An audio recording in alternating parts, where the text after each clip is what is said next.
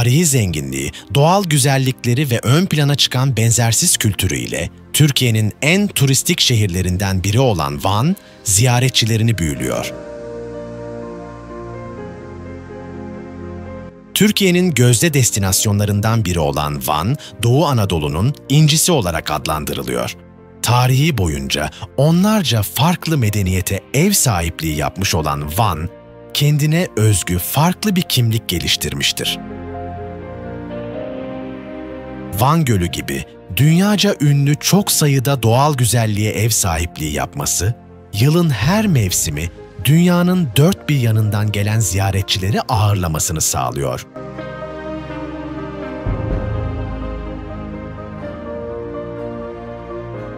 Van seyahatinizi gerçekleştirmek için hava, kara ve demir yolunu kullanabilirsiniz. Pek çok şehirden direkt kalkan otobüsleri ya da özel aracınızı ulaşım için tercih edebilirsiniz. Bunun haricinde Van Gölü Ekspresi de demiryolu ile Van'a ulaşmak için tercih edilebilir. Tatvan'dan otobüs ya da feribot ile Van'a ulaşmak da mümkündür.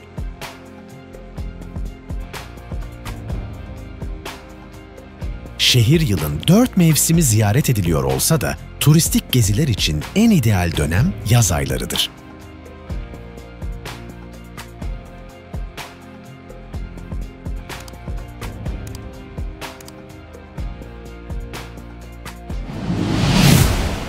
Birinci adresimiz Van Gölü. Türkiye'nin yüz ölçümü en geniş gölüdür. Aynı zamanda Van Gölü, dünyadaki en büyük sodalı göl olarak da bilinir.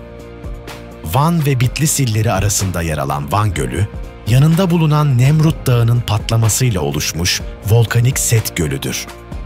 Efsanevi bir canavara ev sahipliği yaptığına dair uzun yıllardır anlatılan hikayeleri ve barındırdığı çok sayıda balık türüyle Van Gölü, Van seyahatlerinin ilk durağıdır. Gölü daha yakından görmek ve keşfetmek isterseniz her mevsim düzenlenen tekne turlarına katılabilirsiniz.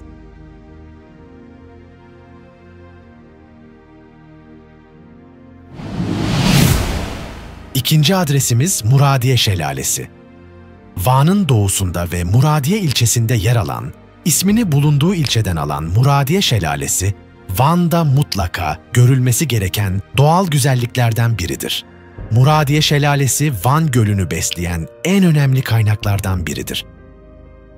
25 Türk Lirası giriş ücreti ödeyerek ziyaret edebileceğiniz ve etrafında yeşil ağaçlarla dolu piknik alanları bulunan Muradiye Şelalesi, doğayla iç içe keyifli bir gün geçirmenizi sağlar. Ayrıca Muradiye Şelalesi'nde yürüyüş parkurları ve mesire alanları da bulunmaktadır.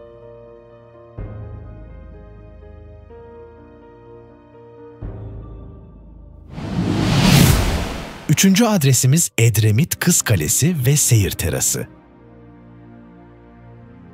Edremit Kız Kalesi Seyir Terası, 3000 yıllık geçmişiyle Van'da mutlaka görülmesi gereken yerlerden biridir. Bölgeye hakim bir tepe üzerinde konumlanan kale hakkında yapılan çeşitli araştırmalar, Urartular tarafından sunak yeri olarak saygı amacıyla kullanılmış olduğunu gösteriyor. Urartu krallarının taç giydiği, uzun yıllar çeşitli törenlerin yapıldığı kutsal bir alan olarak kabul edilen ve kullanılan Edremit Kız Kalesi Seyir Terası, Van Gölü'nün panoramik olarak izlenebildiği bir seyir noktasıdır. Seyir terasının etrafında Van'ın meşhur yemeklerini deneyebileceğiniz restoranlar ve kafeler bulunmaktadır. Şehri daha yakından tanımak ve keyifli bir mola vermek için ziyaret edilmesi gereken Edremit Kız Kalesi Seyir Terası, 4 mevsim boyunca ziyaretçilerini ağırlamaktadır. İl merkezinden kalkan Edremit toplu taşıma araçlarıyla ulaşım sağlanabilir. Dördüncü adresimiz Van Müzesi. Geniş bir koleksiyona ev sahipliği yapan Van Müzesi kapsamlı bir yapıdır. 2011 yılında gerçekleşen deprem sonrası inşa edilen yapı, Urartular dönemini de kapsayan çok büyük bir koleksiyona sahiptir. 2019 yılından beri tam kapasite olarak hizmet veren ve Van Kalesi'nin hemen yanında yer alan Van Müzesi, farklı Anadolu uygarlıklarına ait 100.000 eserlik bir koleksiyon sunmaktadır. 16 farklı sergi salonuna ev sahipliği yapan Van Müzesi'nde ayrıca satış birimi, çocuklar için atölye, geçici sergi bölümü, konferans alanı ve takı atölyesi gibi mekanlarda bulunuyor. 70 Türk Lirası ödeyerek bilet alabileceğiniz Van Müzesi'ni haftanın her günü sabah 8 ile akşam 5 saatleri arasında ziyaret edebilirsiniz.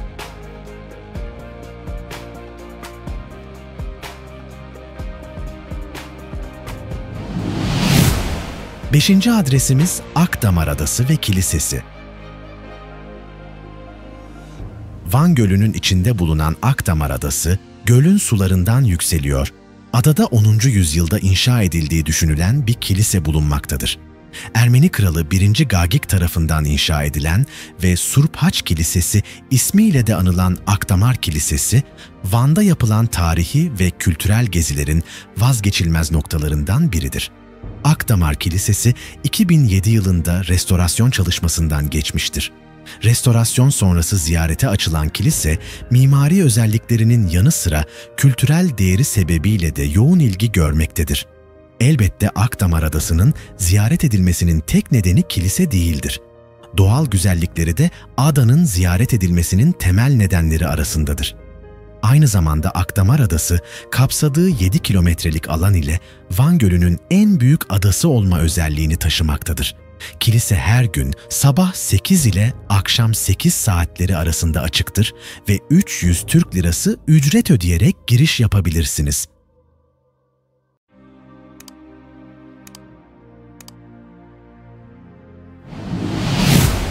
6. adresimiz Yedi Kilise. Yedi Kilise, Anadolu'nun en eski ve en önemli Hristiyan manastırlarından biridir. Varagavank ve Varaksurphaç Manastırı olarak da bilinen Yedi Kilise, 8. yüzyılda Ermeni kralı Senekim tarafından yaptırılmıştır. Van Kalesi'nin güneyinde, Erek Dağı'nın eteklerinde ve Van Gölü'nün kıyısında konumlanan Yedi Kilise, 5 kilise, bir jamaton, bir çan kulesi ve bir kütüphaneden oluşmaktadır. Farklı dönemlerde birbirine eklenen yapılar ile oluşan Yedi Kilise görkemli bir yapıdır. Hem kültürel hem de turistik açıdan dikkat çekici bir yer olan ve kapsamlı bir yapı olarak öne çıkan Yedi Kilise, Ermeni kültürü, sanatı ve edebiyatı hakkında daha detaylı bilgiler edinmeye yardımcı olur.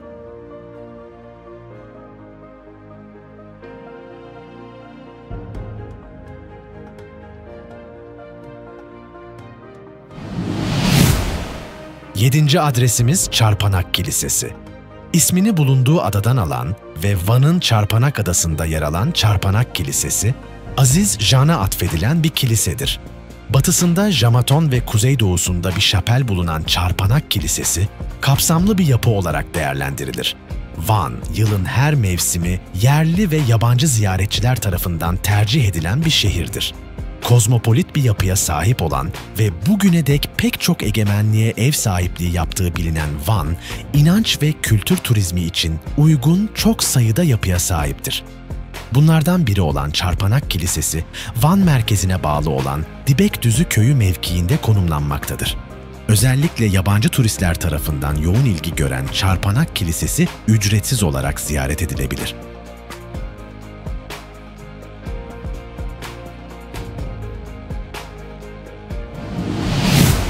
8. adresimiz Erçek Gölü.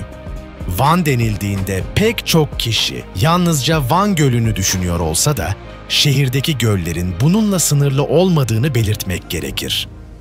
Van Gölü yakınlarında yer alan ve tıpkı Van Gölü gibi volkanik faaliyetler sonucu meydana gelen Erçek Gölü pek çok güzelliği bir arada sunar. Tuzlu ve sodalı bir su yapısına sahip olduğu için herhangi bir balığın yaşayamadığı Erçek Gölü, flamingo başta olmak üzere pek çok kuş türünün yaşam alanıdır.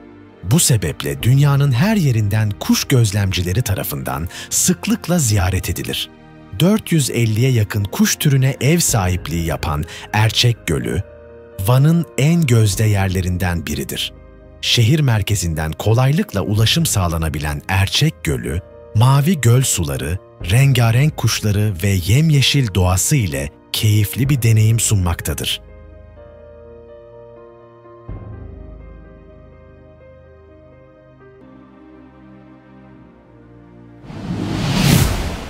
9. adresimiz Vanadokya Peri Bacaları.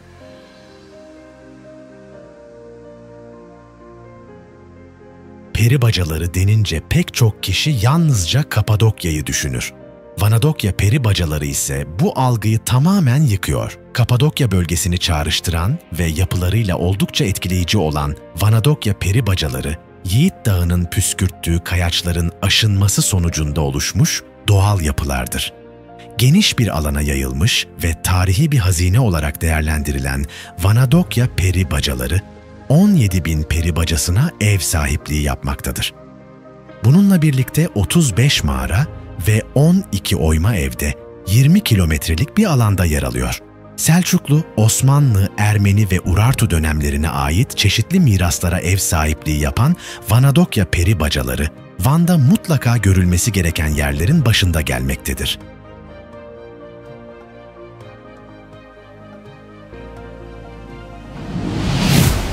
10. adresimiz Van Kedisi Evi. Van'ın en dikkat çekici yerlerinden biri olan Van Kedisi Evi, Van 100. Yıl Üniversitesi bünyesinde kurulmuş bir yapıdır. Beyaz tüyleri ve değişik renkteki gözleriyle kendine has farklı bir kedi ırkı olan Van kedileri suyla oynamayı severler ve sahiplerine büyük bir sadakat duyarlar. Van Kedisi Evi, Van kedileri hakkında daha detaylı bilgi sahibi olmak isteyenler için keyifle gezilecek yerlerden biridir. 2 katlı bir yapı olan ve girişte kedilerin yaşam alanı bulunan Van Kedisi Evi, yaklaşık 100 kediye ev sahipliği yapmaktadır. Hem hafta içi hem de cumartesi ve pazar günleri kapılarını ziyaretçilerine açan Van Kedisi Evi, sabah 10 ile akşam 5 saatleri arasında 20 Türk Lirası ücret ödeyerek gezilebilmektedir. Evet arkadaşlar, bir videomuzun daha sonuna geldik. Van'ın en güzel yerlerini sizler için derledik. Sizler de yorumlar kısmına bu video hakkındaki değerli görüşlerinizi yazabilirsiniz. Ayrıca kanalımızdaki Van şehir merkezinde gezilecek yerler videomuzu da izleyebilirsiniz. Herkese şimdiden beğeni ve yorumları için teşekkür eder. Bir sonraki videomuzda görüşmek üzere. Hoşça kalın.